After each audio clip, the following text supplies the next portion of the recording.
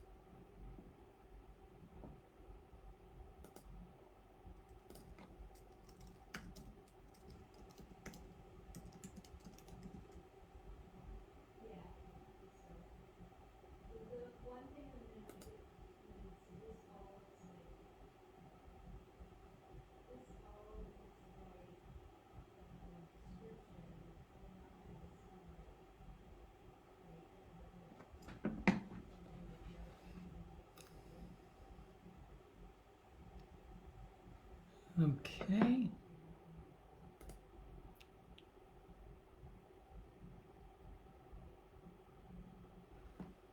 Okay, let's go ahead and get started. Good morning.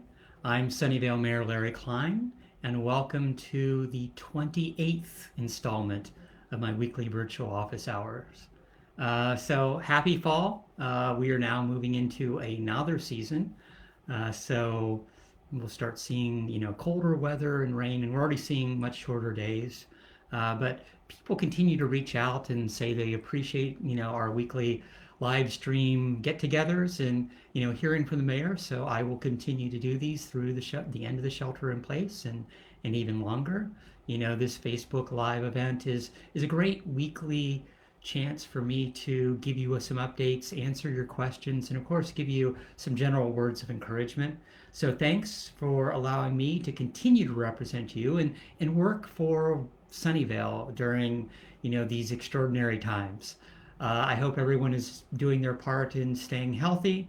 And, please remember to take care of yourself, both physically and mentally, and check in on your neighbors, check in on your family and friends. There's, because you don't see people and for there is a general fatigue as far as COVID is concerned.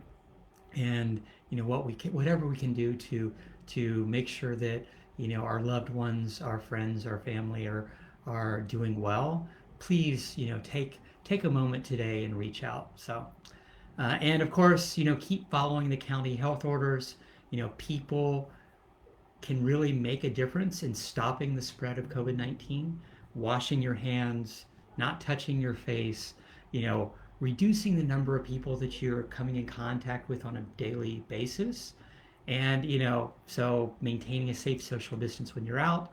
And of course, wearing your mask, it does help. It's mandatory. And, as I've said previously, if you need a mask, if you need a face covering, reach out to me, and everyone should have at least two.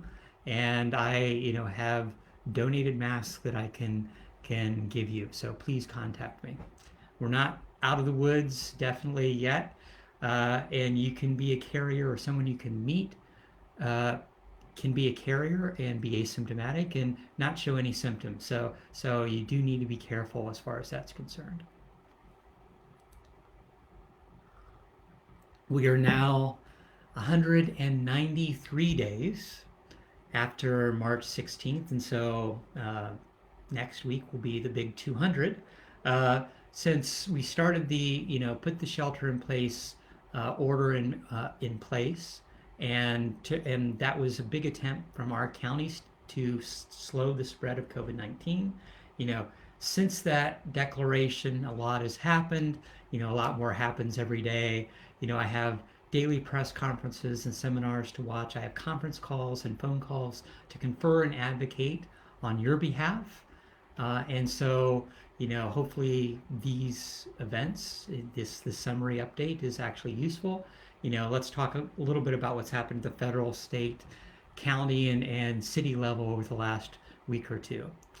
A week ago Monday, several playgrounds opened, and I saw several questions to the mayor within Sunnyvale. So the county had conflicting declarations on their website, which had basically said, one, that they can't be open unless, playgrounds can't be open in parks unless they're fully cleaned after the playgrounds are fully cleaned after every use, which was an impossibility from a city standpoint. And after continuing to bug them about this kind of, confusing wordage and kind of an impossibility from a city standpoint, they finally clarified out on their website, from an order standpoint, that kids need to sanitize before and after using playground equipment. The parents need to of course, socially distance when they're there. But it took a while for them to finally approve that, and then we had signage. So as of about a week and a half ago, 4 parks in the city, the playgrounds in 4 parks, Lakewood, Braley, Las Palmas, and Ortega, officially opened, and they put up the appropriate signage that you need to maintain safe social distance. Everyone needs to be wearing their face mask. Children should sanitize their hands before and after using that playground equipment, and it's all being done at your own safety and protection. So the city, in one of the questions I got was, would the city provide sanitation? And no. So parents need to be prepared, putting out tubs of sanitation, equipment and all that. It's important that the parents feel that security, and just providing hand sanitizer isn't necessarily a full complement, and if it runs out, then there'll be a lot of complaints. So I've talked a little bit to the city manager about that, but from that standpoint, uh, parks are open. We've been evaluating for the last week and a half or so.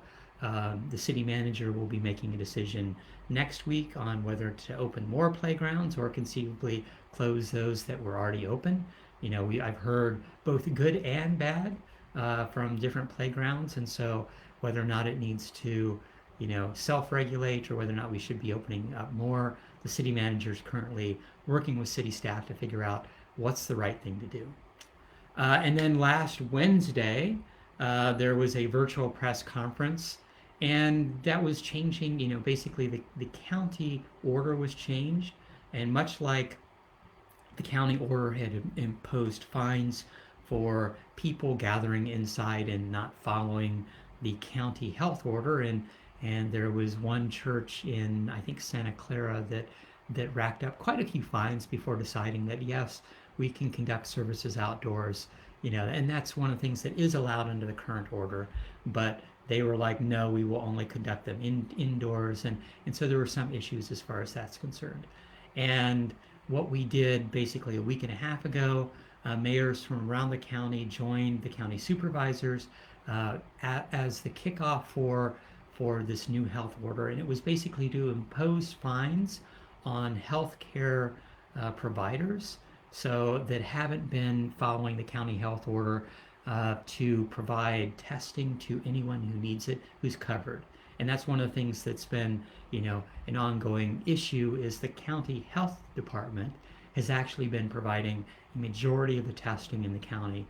And, even though Kaiser covers about 35% of the employees or the workers and the residents in the county, they've been providing a much smaller percentage of the testing, and the hoops that they and other healthcare providers have forced their members to jump through in order to get actual testing has been, really problematic. And so what this health order put in place was to force them to say, to actually step up their testing.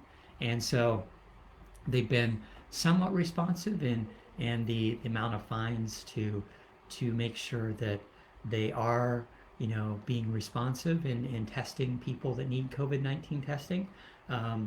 Is basically been a wake-up call. So hopefully some of those complaints that I've heard from residents, from businesses about their, they're trying to get tested and being turned away. Hopefully those will go away. And I was happy to work with our county supervisors on that. And that's that new ordinance basically means that they could basically face fines of up to $5,000 for every violation. And so turning away essential workers, is something that in residents that are covered and want to get tested because they think they've been exposed is unconscionable in my mind. It's if you think you've been infected and you need to get tested, if you wait, if it takes a week or two for you to get tested, the concept of tracing and figuring out how many people you've been in contact with and conceivably further infected is just, it makes it that much harder and only increases the spread of COVID-19. So, we'll see how they respond, but it just can't be the job of the county health department to do testing in the county. And then last Saturday, actually a much nicer thing is the city released the State of the City address. So, last year we had the State of the City in downtown Sunnyvale, and it was a big celebration. It was a celebration of all the different nonprofits in the city and all the service organizations, as well as just a celebration of art and art and music. And we had 5 muralists come in, and that's one of the things that the mayor gets to do is, and from my standpoint, I love the concept of adding art into our community. And so what that provided us was 5 murals came in and spent the day doing 5 Sunnyvale related art designs, and you can see those murals on Murphy Avenue right now. So go ahead and go downtown and take a look if you get a chance.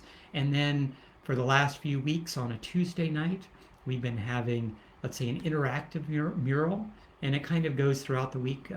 It's crayons, and there's basically paper that's being put up to have people come by and add to that. So whether or not it's, I think, whether or not it's artwork of different types, whatever you want to sketch, the kids have been loving it. And so go down to Murphy Avenue, and that stays up all week, so you can continue to add to that mural. But you can see the 5 murals that were done last year as a temporary art project on Murphy Avenue. But last Saturday, the new State of the City celebration video was released, and that was actually positive. Because of COVID-19, we couldn't meet people and bring everybody together for the speeches, but we could also highlight, it allowed us to make it more visual, that we could add photos of the different operations and the successes over the last year that we've had. And so, watch that video if you get a chance. You'll hear, me give an update on all the things that have been happening, in the last year from COVID-19 and the city's response to that, to all the different projects, the Matilda Monster, the Washington Park Swim Center, and a lot of other things that have been going on in our city. And then we also released a separate video on our yearly community awards. And this year, it was good because, similarly to that, we were able to actually add a lot of photos of what the accomplishments were, and just not just see, a quick speech. You got to see some of the operations of what was going on. So we in those awardees, the 2020 community awards, we take that applications year round, and then a panel of past winners are the ones who decide on who the winners are for this year. So the Distinguished Resident of the Year was Greg and Christy Bodbiach, who are founders of esports and have been doing inclusive sports programs for children in our community for many years. Educator of the Year was Jesus Ramirez, who is the Family and Community Liaison for Fremont High School. High School Student of the Year is Perry Plattenberg from Homestead High School. Business of the Year is Sunnyvale Community Services, and they've done a great job for 50 years, and this is their 50th year anniversary in our community. And Marie Bernard was there to accept that award. Contribution to the Arts is Jan Knight, who has been working with the Sunnyvale Art Club and for years. And then, of course, the Environmental Achievement went to Crystal Wickham, who's currently chair of our Sustainability Commission, but she's also been doing many things in our community on environmentalism and sustainability for years now. The other thing that was a part of that video was the Mayor's Award of Excellence. And so every year the mayor gets to choose the recipient or recipients for the Mayor's Award of Excellence. And this year, because, especially it's been such a difficult year, and I saw both an individual and a group that have really made a difference. What the individual is Mike Johnson, and Mike has been director and president of the Sunnyvale Downtown Association for several years now. He has really made a difference in supporting our small businesses and making sure not just in downtown but throughout the city, and working. He's had a lot of successes. We've seen the number of events downtown to highlight Sunnyvale downtown and bring more people to Sunnyvale has really increased over the last few years. And this year being COVID, most of those events have been canceled, but definitely I think he's made a big difference in Sunnyvale, and I appreciate all of his efforts. So thank you, Mike, for what you've done for Sunnyvale. And then one of the things that I did was also do a group Mayor's Award of Excellence. So the group event award went to Our Daily Bread. And, a lot of people don't know about Our Daily Bread, but they've been active in Sunnyvale for more than 35 years. It's at St. Cyprian's Church, and uh, they provide free lunches Monday, Wednesday, and Friday for anyone who needs them. And so they've been doing that for many, many years, regardless of your status, regardless of your age. you know, it's serving the men, the women, and the children that really need food. And during COVID-19, the number of people that are going there has really, really increased.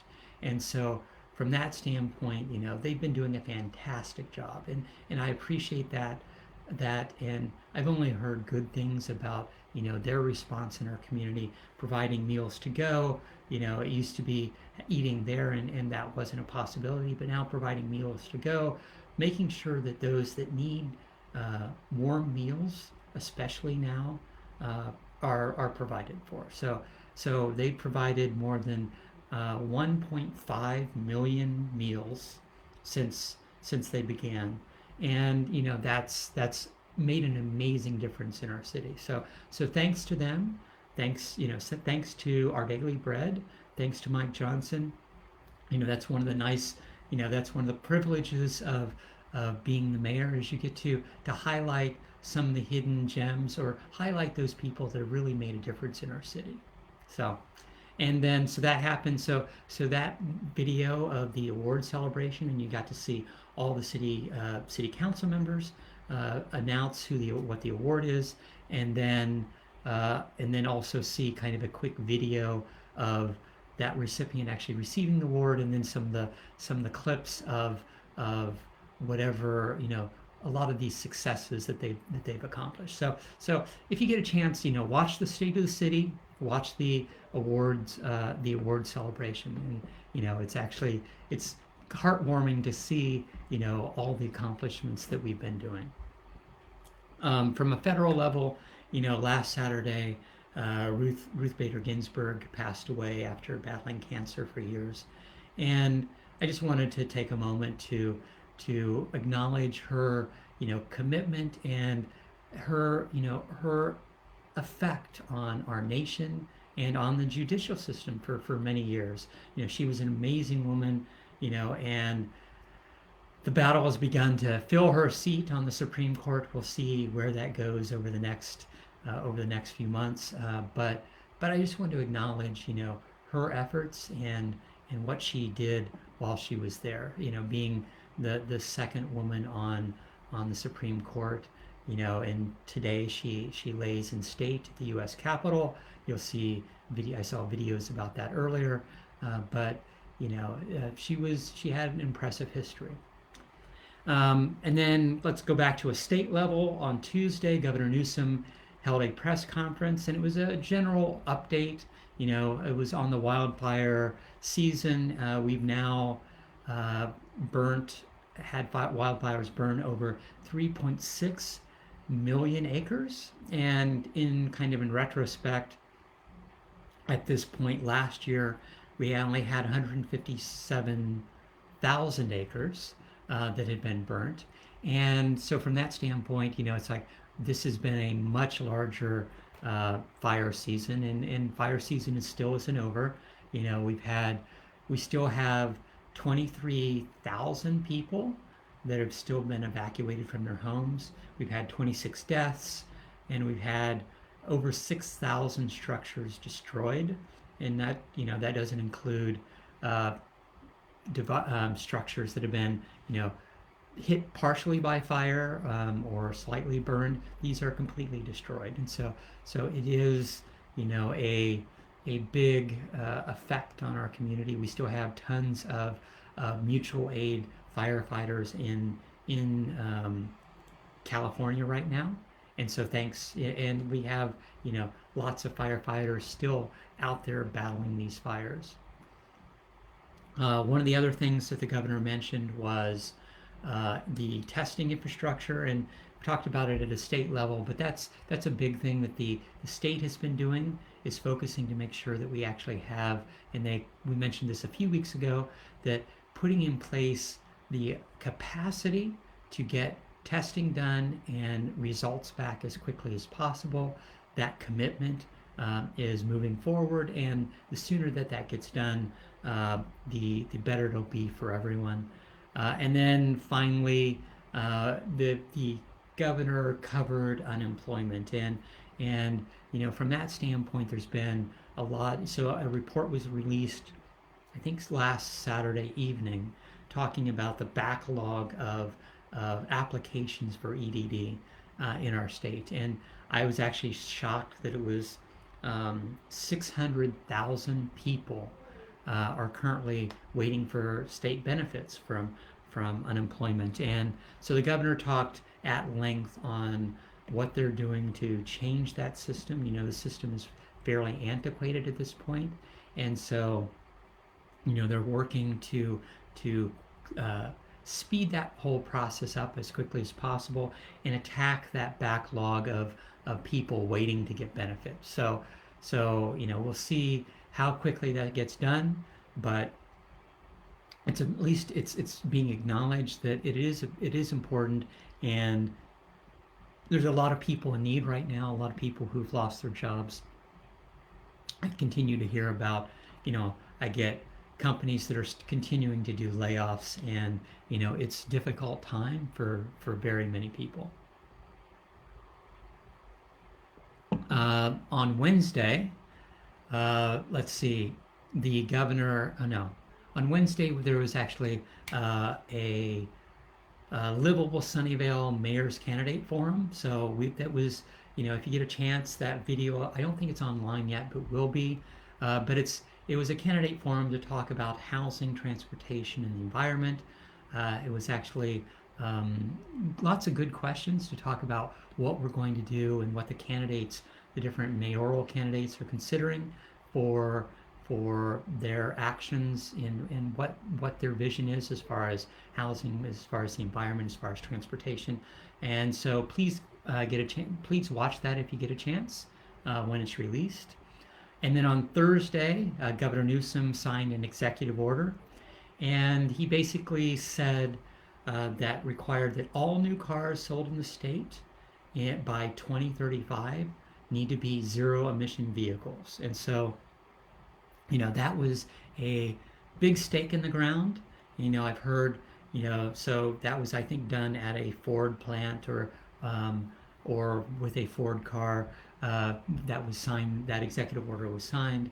I've heard fairly positive things. It's like this is reflecting what's been done internationally. You've seen Europe make some of these same commitments, and this is forcing the automakers to move to EVs. And the other half of that is and it's important from a city standpoint that we provide EV charging infrastructure, and it's not just electric vehicles, it's other vehicles also. So there are hydrogen cars out there, and that's one of the things that I'm currently driving is a hydrogen car and testing that out, and hopefully whatever zero emission cars are out there, it'll actually this will force the auto dealers to make that focus. And you see that most of the national car manufacturers are already moving in that direction. So it's just pushing them along a little bit faster.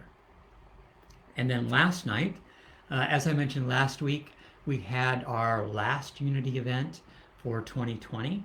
And this was a public safety roundtable discussion. And so it was our public safety chief, it was several of the deputy chiefs, and it was there was a moderator, Eugene Whitlock, who taught, and they talked about diversity, equity, inclusion, and it was actually a fairly positive, event from what I saw. It was well attended from our residents, and it was answering some of the questions that have come up over the last several sessions. So we've had, and to remind people, this was a series of sessions since the murder of George Floyd. We made that commitment, working with the city manager and the city, the chief of the the chief of public safety, making sure that, we're figuring out a way to get feedback on how we, what we're doing right, what we're doing wrong, how we can improve. And, I took the mayor's pledge, Obama's mayor's pledge, back in June, I think it was back in June now, to basically review our policies, to engage our public, and that's what we've been doing, to report our findings, and then figuring out what reforms we are going to do. And we've already done a lot of reforms. We've removed the carotid hold, which is the last of our holds. We basically released the last 10 years of officer-involved shootings. We released recently the last 5 years of incidents. So basically officer interactions as well as complaints. And, and from that standpoint, we have about 100,000 officer interactions within the community every year. And on average, we have somewhere between 10 and 15 complaints. And those complaints are either a mixture of resident complaints or complaints from, within the department of something that they've witnessed that they wanted to raise the issues with. So that to me is fairly good. And so this is, the long kind of collection of data, getting people's reactions. If you want to get involved, you can still get involved.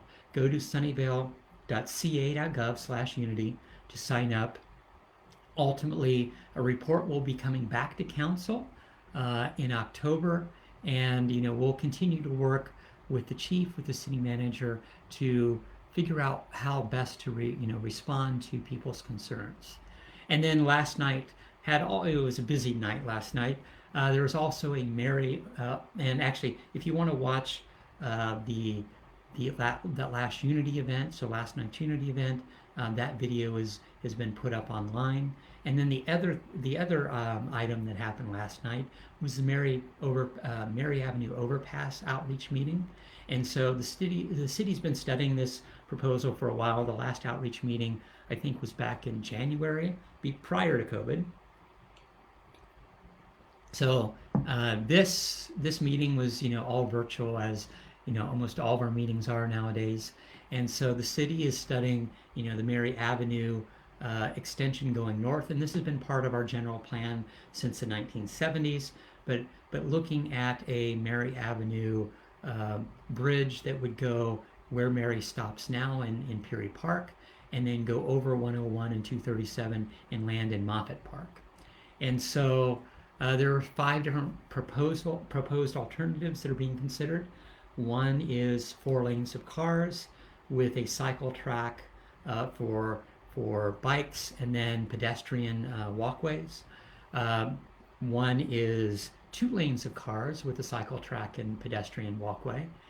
A third option is 2 lanes of HOV and shuttle lanes with a cycle track and ped, and then a bike and pedestrian only overcrossing. And then the 5th option is no project. So when you're doing an EIR, you actually always have to do you always have to study the no project concept. So right now you can go out and watch that YouTube. It's very informative. I joined for a short period yesterday, and after the public safety meeting ended, and there's a survey online to get your feedback. So go watch the video, go take part in that survey, and the survey is open until October 15th. So definitely make your voice heard. Go out and get better educated on those long-term plans, and figure out what your preferred if or none type of transportation across that corridor might be. So let me go ahead and those videos are online. Go back, go out and take a look if you get a chance. Let me talk about some of the upcoming events. So it's election season, it's campaign season. I'll be at the farmers market again tomorrow. Thank you for everybody who came by asked questions and gave me the thumbs up as far as my efforts to make our community safe, to keep you updated on what's happening. Drop by for your yard sign or campaign button, and pick up a flyer. Get better educated about the candidates and figuring out what can be done, as far as what our platforms are, what our vision are, what the visions are for Sunnyvale. And then this upcoming Tuesday night, council will meet, and we meet about every 2 weeks.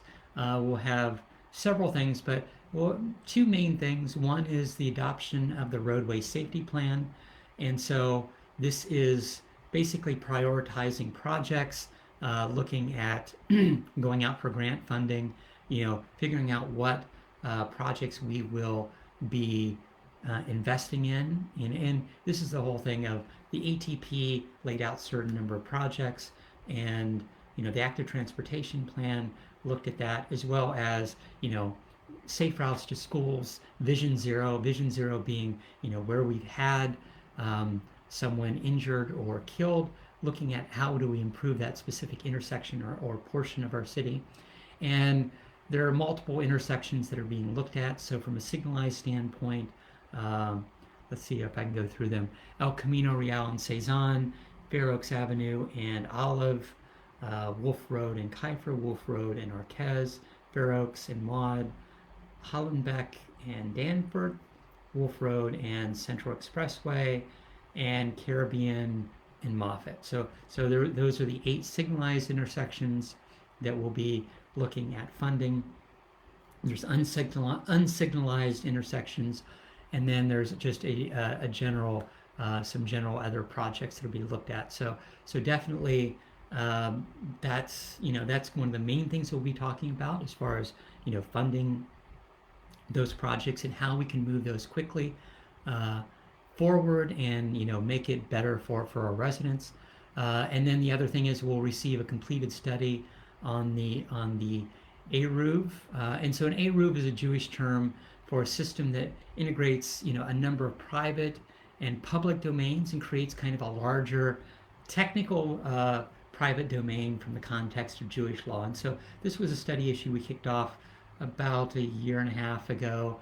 And under Jewish law, it's forbidden to carry out certain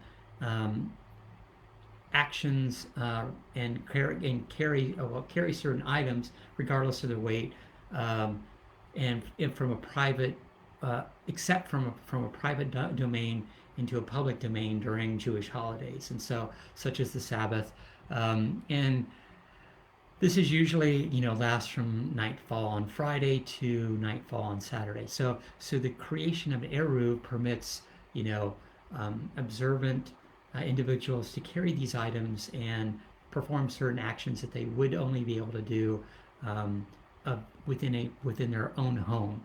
And so this allows for greater community mobility during these holidays. It's already been done in Palo Alto and San Jose, and a lot of this is basically marking a specific area with string. It can be marked with fences and all that. So a lot of this has already been done. That draft report went out yesterday, and so it allows conceivably the city manager to and the director of public works to approve the addition of additional markers within our city that then would be maintained. So this is no city money at the end of the day. So that'll come to council on Tuesday. And then let's see, all other upcoming things, and I keep mentioning this, the draft housing study has been released, and this was kicked off several years ago, and it comes to City Council on October 13th. So you still have about 3 weeks as far as that's concerned to give us your input. And it lists a series of priorities from mobile home rent stabilization to the right to lease to other items that we could be changing from a city standpoint in order to provide better housing and better protections for our residents. So definitely I think that staff has been fairly good as far as what their final proposals are. There are definitely some tweaks that I'd like to see, and so that's one of the things that we're looking for your input on, and we'd be happy to see that input. And let's see, next up, and we're doing okay with time, but let's go ahead and get to the health board data, the county health dashboard data for testing and tracing, and from a county standpoint, we've now reached, we've surpassed 20,000 cases of COVID-19. That's up about 900 from last week, so that's down a little bit from the week before. So we've kind of hit a peak and are starting to see a downward trend as far as those cases are concerned. We've had 304 deaths, at this point, 9 additional deaths in the last week, and we have 110 hospitalizations, and that's compared to 142 last week. So we're doing a lot better from the number of hospitalizations. And then from a city standpoint, San Jose is with more than half the county's population, continues to have the most cases. They're at 13,600 and some, and that's up about 550 from last week. Sunnyvale is at 936, which is up about 45 from last week, and that's leveled out quite a bit, or had a big downward trend, especially in the last 2 weeks. So Sunnyvale's been doing a lot better as far as the testing is concerned. We've had only, in the last few weeks, we've only had about 50 cases total. So we've been doing, very good as far as that's concerned. And I continue to, do a lot of advocating on your behalf at the county level. I continue discussions with county health and, the county board of supervisors. We have the pop-up van coming back to Murphy Park on Monday, the 28th. And so definitely that reservation link, and it's all by appointment. So that reservation link is now online. You can go up and sign up for Monday and, get signed up. And going forward, it's still on the second and fourth Monday. We're working with, El Camino Hospital to try to get additional testing. If you need other testing in the county, go to sccfreetest.org, and you can find out all the different locations, permanent locations, pop-up locations in the county where you can go ahead and get tested. There's also free flu shots, and it soon will be free flu season, and so mixing COVID-19 with our standard flu is going to be difficult this year. You can go, so if you go to the county website, you can find out all the places where you can go for flu tests or flu shots. And so you can get testing for COVID-19, and you can also get free flu shots at some of those same locations. So the county's trying to do as much as possible to make sure that our residents are safe. So, and then let's see, the other thing is I've been talking to the county as far as and we have more discussions, for the majority of we have more discussions tomorrow. For the majority of shelter in place, I've been having weekly calls with the county health department on Saturdays, talking about, and the county supervisors talking about what issues we're having in our communities, how the health order is changing. On our agenda tomorrow are 2 things, one of which is Halloween, and we're about a month away from Halloween, and so that's what's the suggested operation from a city standpoint from Halloween. For Halloween is still to be seen, and then of course the other thing, of course, is indoor dining, and so it's general indoor operation, but as opposed to retail right now, it's anything that you might have to take your mask off indoors for. And so right now we moved, a few weeks ago we moved from state purple tier to the red tier, and the red tier actually allows up to 25% indoor dining, and figuring out what we can do before rainy season gets here, now that we're in autumn, is pretty important. So from that standpoint, figuring out what our best practices are, what the county order needs to be, is really important. And so from that standpoint, it's good to have these discussions and keep pushing the county on what our residents and what our small businesses need. So hopefully this will be going forward, and we'll see changes in the county order. And one thing that they didn't want to react too quickly because of Labor Day weekend and whether or not there'd be a big uptick in cases. And so right now we continue to monitor that, but figuring out how to bring restaurants indoors is critical for all of our small businesses in Sunnyvale and around the county. Let's go ahead and get to our weekly questions.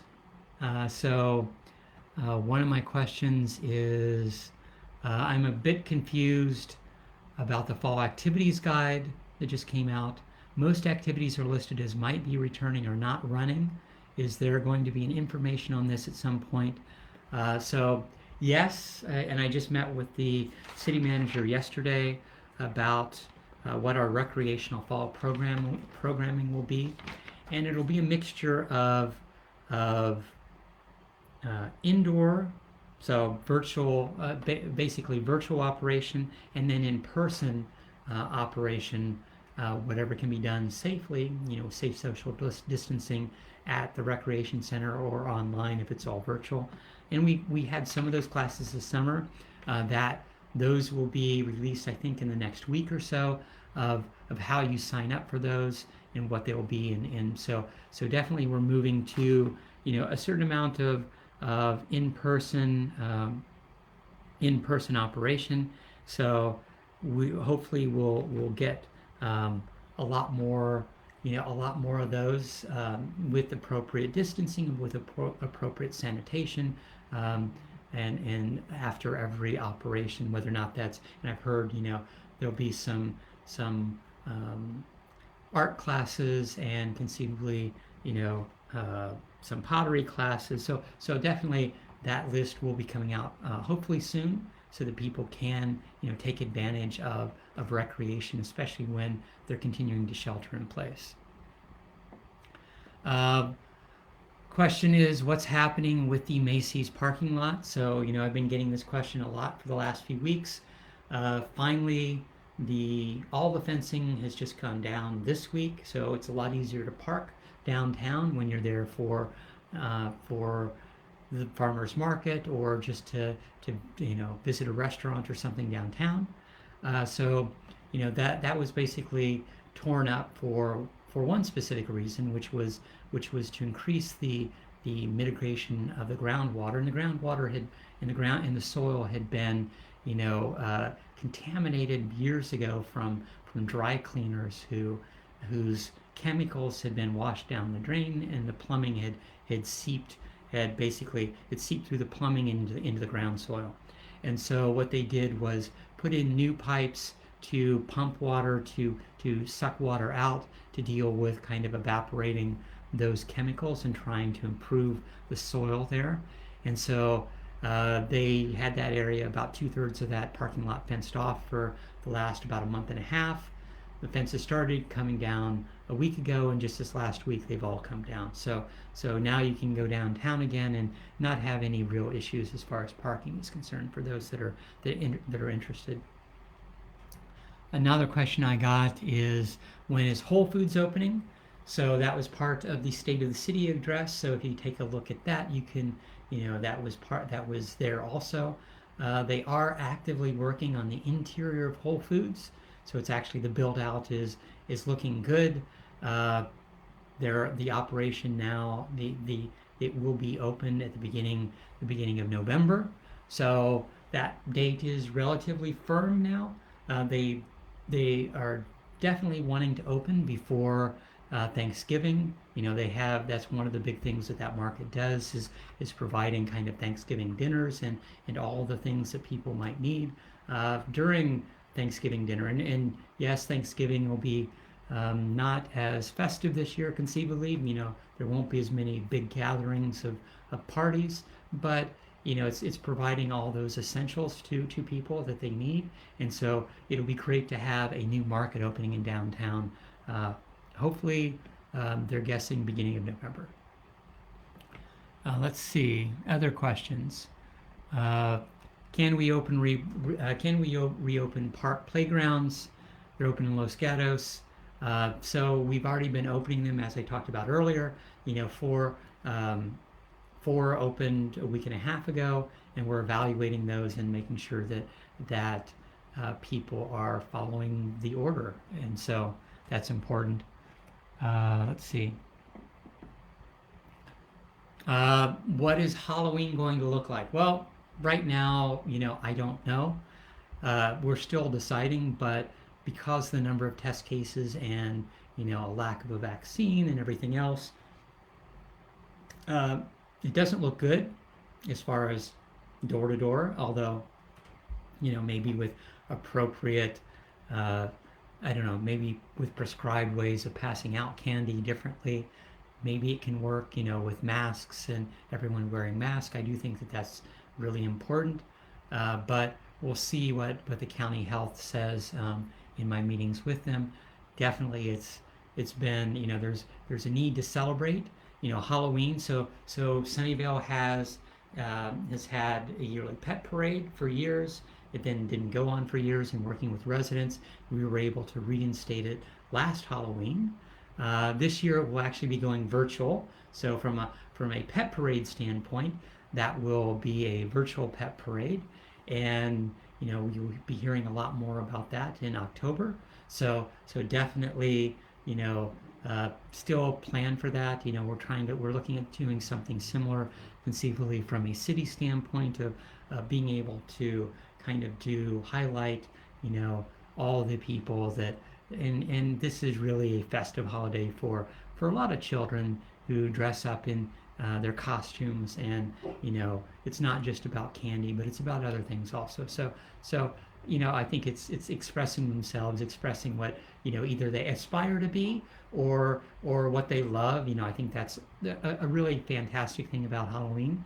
So we shall see what Halloween looks like from that standpoint, and we'll try to look at changing that and responding as we always do. This is the biggest thing under the pandemic, is kind of rolling with the punches and forging a new way forward. And so we'll figure out the best way and how people can be safe, or what they can do, and figuring out ways to celebrate, just like we celebrated during the state of the city this past weekend.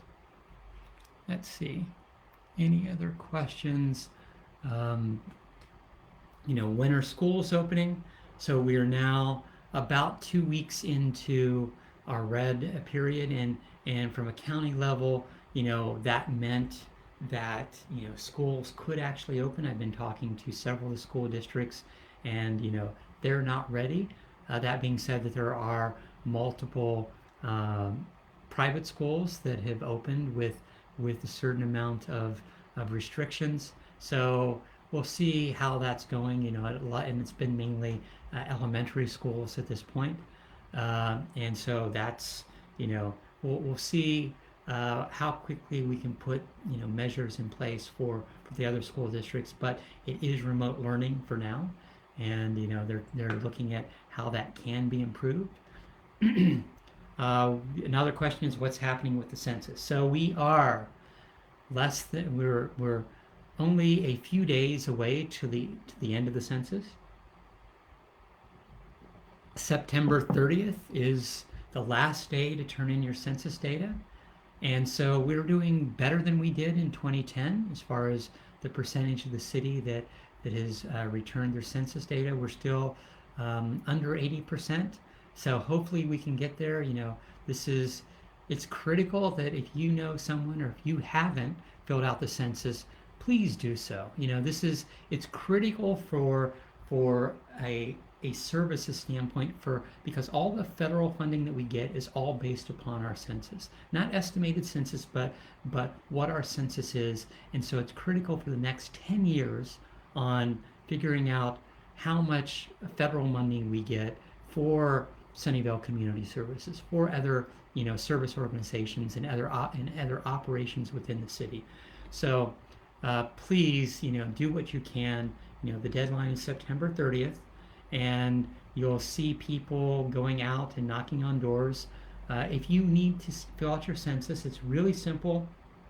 It takes less than 5 minutes, and you can go to my2020census.gov or call 844-330-2020 to fill out your census. And it really is important. It's, from a city standpoint, it's one of the best things you can do to make sure that we get the appropriate funding from that standpoint.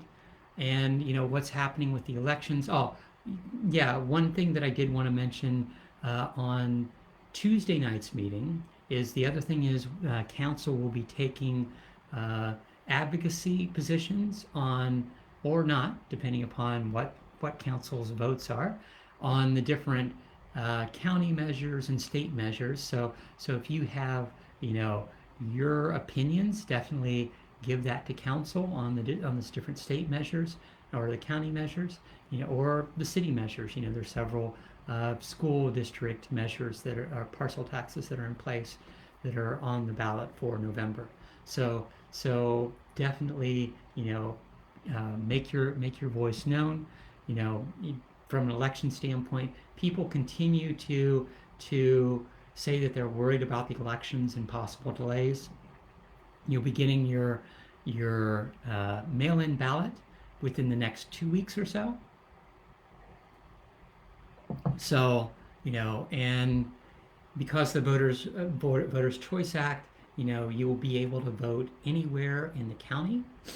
And, and from the county standpoint, they'll be opening up drop-off voting places where you can drop off your ballot directly to a county official, or you can also get a replacement ballot if you didn't get one in the mail, if there's some problem, or you can just sign up. If you are not registered to vote, you can show up and sign up.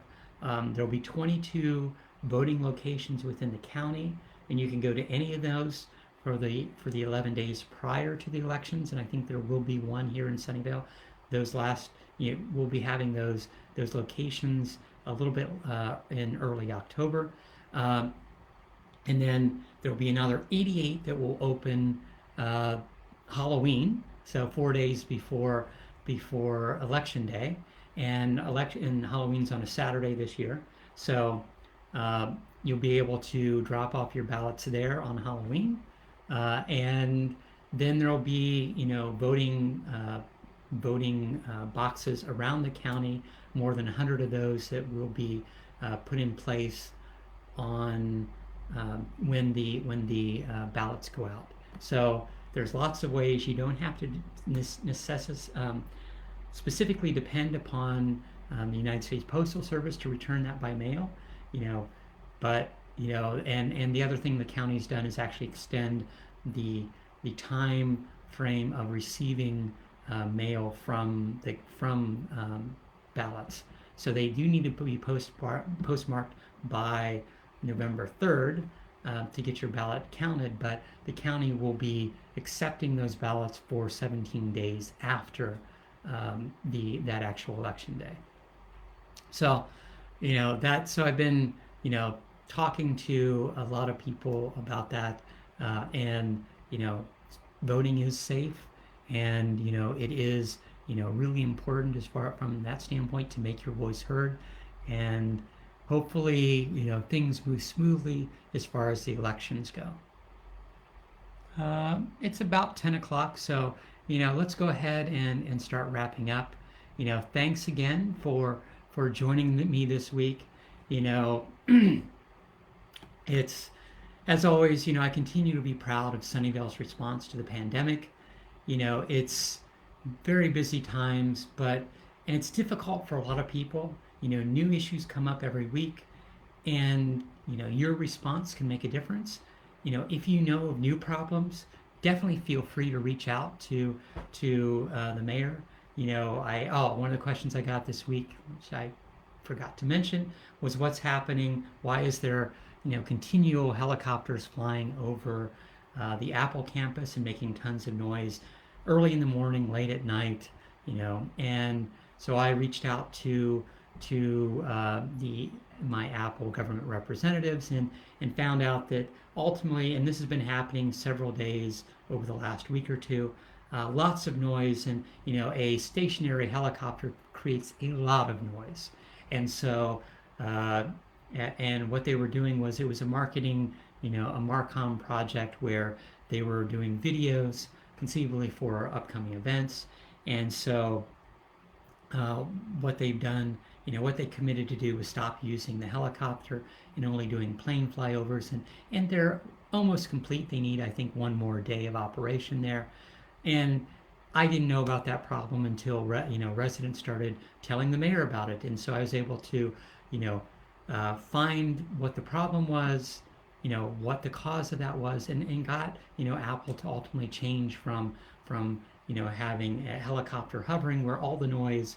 and is being focused and it's for an extended period of time, to basically a plane flying over, which is for a short period of time, and taking a whole bunch of either video or shots, so that you don't have that continual noise, which is a very big problem. So if you know of problems, definitely feel free to reach out. This is part of any council member, and especially the mayor's constituent services.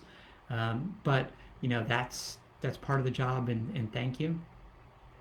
From your standpoint, help your neighbors. Make and share masks, share food that you've made, mow your neighbor's lawn.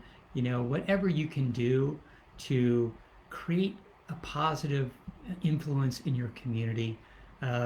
Continue to build community and help others, especially during these difficult times. Check in with your neighbors. I'm proud of seeing Sunnyvale's residents pulling together to help neighbors, to help strangers. I heard there's people walking their neighborhoods with a trash bag with them, cleaning up, garbage. Do whatever you can to beautify Sunnyvale, to make Sunnyvale a better place. That's fantastic. So if you're out on a walk, wave, say hello to your friends and neighbors. People miss that interaction. Sunnyvale will emerge from this as a much stronger community. We're in this together. We will get through this together. So thanks for listening again. Until next week, stay safe, wear your mask, and have a good weekend. Take care. Goodbye.